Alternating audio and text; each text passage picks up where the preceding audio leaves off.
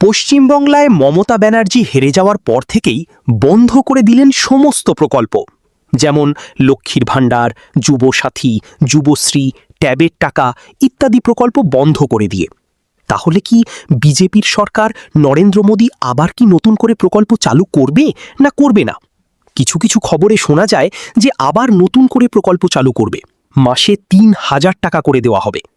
এই বিষয়টা কতটুকু সত্য এই চ্যানেলটাকে সাবস্ক্রাইব করে পাশে থাকলে জানতে পারবেন। নতুন কোনো আবেদন আসলেই আমি সবার প্রথম ইউটিউব চ্যানেলে দেওয়ার চেষ্টা করব। কিন্তু এখনও ফিরলেন না যে সমস্ত বন্ধ করে দেওয়া হয়েছে। সম্ভবত সমস্ত প্রকল্প বন্ধ হয়ে যেতে পারে, তবে মোদি যদি প্রকল্পটি চালু রাখতে চান তাহলে হয়তো রাখতে পারে। তো যাই হয়ে যাক, সমস্ত কিছু আপডেট পেয়ে যাবে আমার এই চ্যানেলে, তাই এই চ্যানেলটিকে সাবস্ক্রাইব করে পাশে থাকুন। আর একটা কথা, এই হাসান অনলাইন সেন্টারে সমস্ত কাজ করা হয়, যেমন Aadhaar card, voter card, PAN card, ration card, জন্ম সার্টিফিকেট ইত্যাদি।